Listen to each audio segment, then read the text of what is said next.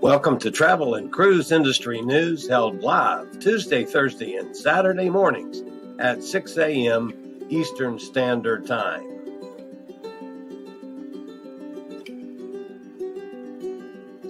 And for today's lead story, here's our host, Chillie Falls. Hey, good morning and welcome to Travel and Cruise Industry News for the 24th of December, 2019. And obviously this is a special edition. As you know, most of you know, I canceled the live broadcast this week due to, number one, the holiday week, and number two, my nutty schedule of pet sitting, taking care of my niece's business this holiday week. Several things have happened along that front. One, I'm not out at the horse farm where I was supposed to be all week. They had to cancel their trip at the last minute due to illness where they were going. So I'm not at the horse farm. I'm back home, which is nice. I'm ended up going to have some time at home this week. However, not a lot because I still got the crazy schedule with all the running that I've been doing. I left here before 6 o'clock this morning and just got back a few minutes ago on the morning rounds. So anyway, the other reason for canceling this week was the pet sitting schedule and the fact that I wasn't going to be in my normal digs and, a holiday week. I thought, well, maybe I get a break. And I did promise that I would come on board with anything major. So with the amount of space that the Carnival Glory allision with the Carnival Legend down at Cozumel the other day and the resulting getting back to New Orleans, the repairs done to the Glory, of course, the Legend was able to sail on time. The delay with the Glory yesterday, and they finally got out of port considerably late. But by yesterday morning at about 10 o'clock New Orleans time, they finally sailed. So they're on their way and going to make up some time and still cover all the normal ports of call.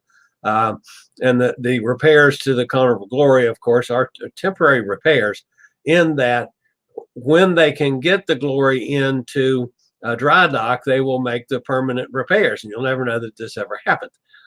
However, keep in mind, folks, you can't just go pulling into dry dock in like a filling station. The space in dry dock is some of that's scheduled years in advance.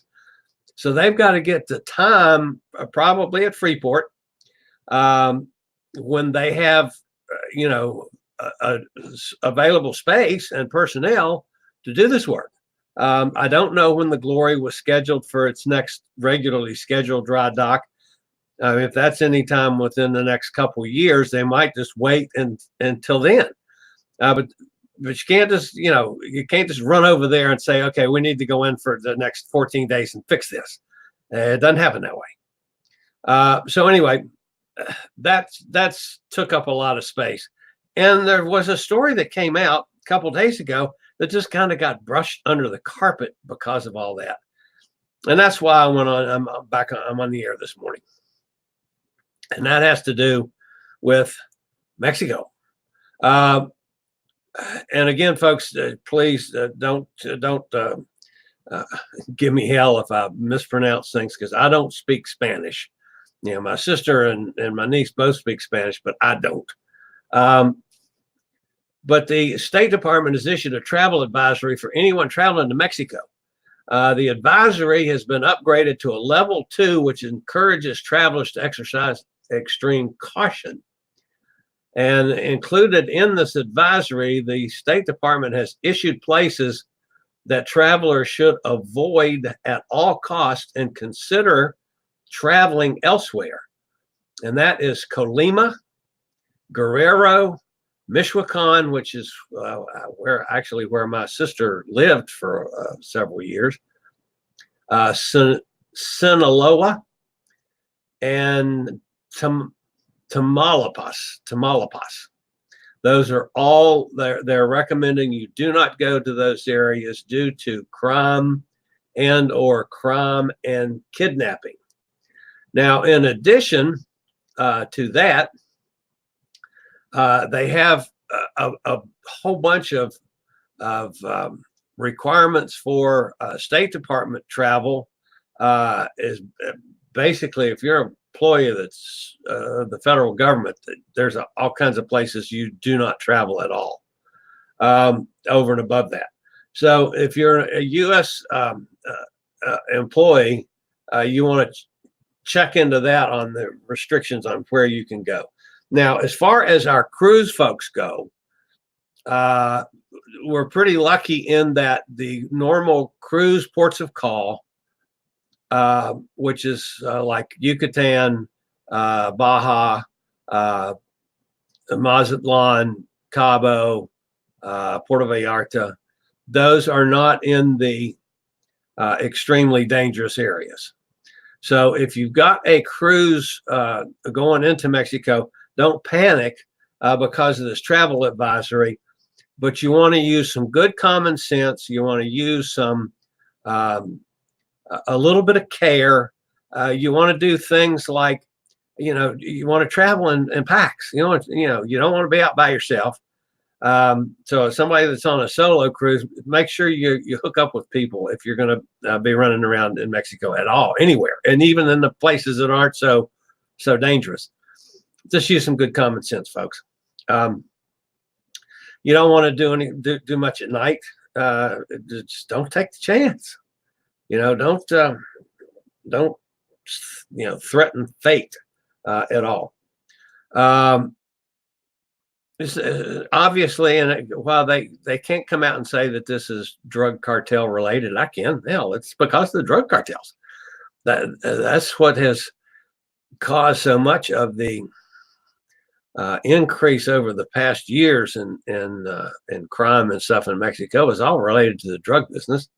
But anyway, so you want to be extremely careful about that, folks. Now let's see. Was there anything else in that? The U.S. government employees may not travel between cities after dark, may not hail taxis on the street, and must rely on dispatched vehicles from approved based services like Uber or from regulated taxi stands. Government employees may not drive from the U.S. Mexican border to or from the interior parts of Mexico, with the exception of daytime travel within Baja between Nogales and Hermosillo on Mexican Federal Highway 15D and between Nuevo Laredo and Monterrey on Highway 85. So that is, they're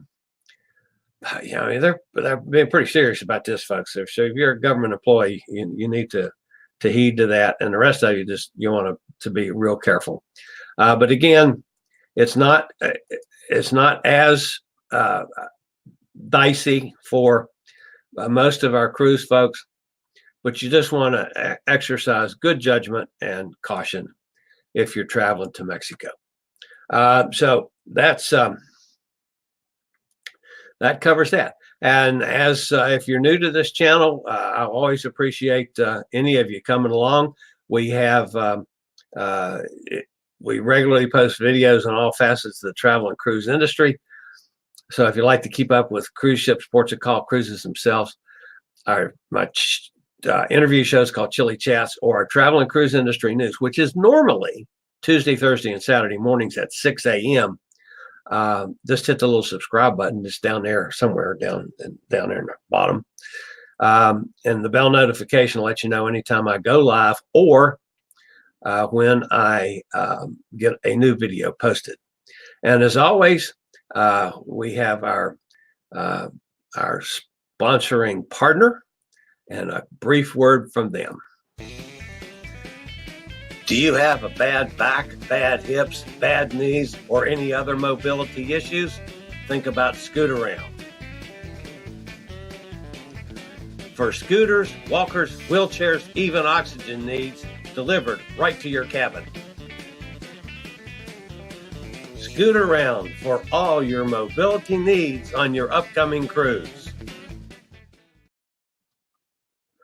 Okay, back at you here. I think I'm back live. Let's see, is my video on? I can't tell. You know me, I can't keep up with this. But anyway, I hope my audio is working. So that wraps it up this morning. I just wanted to get that information on the travel advisory. So if any of you are planning on going to Mexico, either on cruises or straight up travel, just be real careful. This was it was issued several days ago, and it just wasn't covered like it should have been. So be careful out there, folks. And for the rest of you guys, I hope everybody has a wonderful Christmas, Hanukkah, whatever you celebrate. I hope your holidays are great. And I will see you, who knows when this week, again, with my schedule. As something happens, I'll go live. And by Thursday, by Saturday, I'm at another house, not at the horse farm, but another house. So I'll be doing overnights there. But by next week, we'll be back on our normal schedule, and anything major happens, we'll of course go live this week. So that's it for this morning. This is Chillie, the fat travel guy. That about wraps up today's travel and cruise industry news. We hope to see you next time. We meet here every Tuesday, Thursday, and Saturday mornings at 6 a.m. Eastern Standard Time. This broadcast was produced by Chillie's Cruises and hosted by me, Chillie Falls.